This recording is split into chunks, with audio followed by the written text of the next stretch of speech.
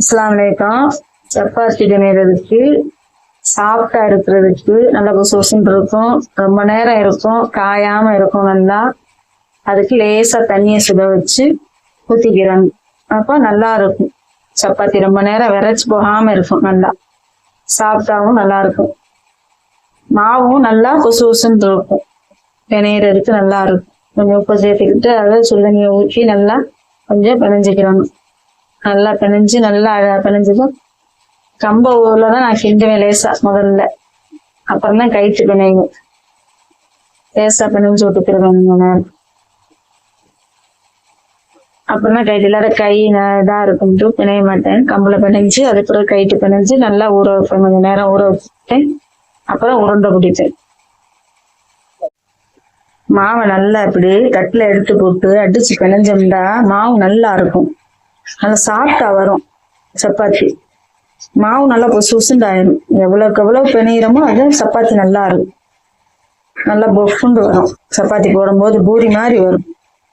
அப்போ சப்பாத்தி பொசுண்டு நல்லா இருக்கும். ரொம்ப நேரம் பச்சைக்கரெல்லாம் காயாது. 3/4 மணி நேரம் மாவை ஊற வச்சு எடுத்தோம்னா இந்த மாவு நல்லா பொசுண்டு வந்துடும். உருண்டை பிடிக்கவும் நல்லா இருக்கும். உருண்டை பிடிச்சி வச்சுக்கிட்டு கொஞ்ச நேரம் உருட்டி வச்சுட்டோம்னா நம்ம அப்புறம் ஒன்று ஒன்றா எடுத்து போட்டு தேய்ச்சி எடுக்கிறதுக்கு கரெக்டா இருக்கும். இப்போ உருட்டி எடுத்துக்கிடுவோம்.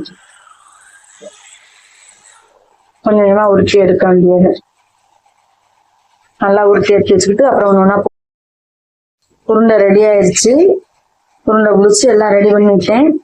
இன்னைக்கு உருளைக்கிழங்கு குருமா நான் வச்சிருக்கேன் வீட்டுல. நீங்க என்ன வேண்டாலும் வச்சு சாப்பிடலாம். இப்போ சப்பாத்தி தேய்ச்சி போடுவோம்.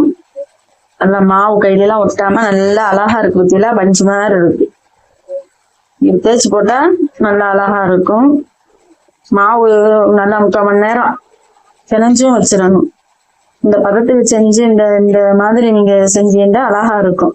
சப்பாத்தி கையில ஒட்டாம எப்படி இருக்கும், நல்லா வரும். நான் குருமா வச்சிருக்கேன் இன்னைக்கு, உருளைக்கிழங்கு குருமா. உங்க வீட்டுல எது வேண்டாலும் வச்சுக்கிறீங்க. கறி குழம்பு எது வேண்டாலும் வச்சு சாப்பிடலாம். நல்லா பொசுன்னு இருக்கு. வாங்க சாப்பிடலாம். பிடிச்சிருந்தா லைக் பண்ணுங்க, ஷேர் பண்ணுங்க, சப்ஸ்கிரைப் பண்ணுங்க. அஸ்ஸலாமு அலைக்கும்.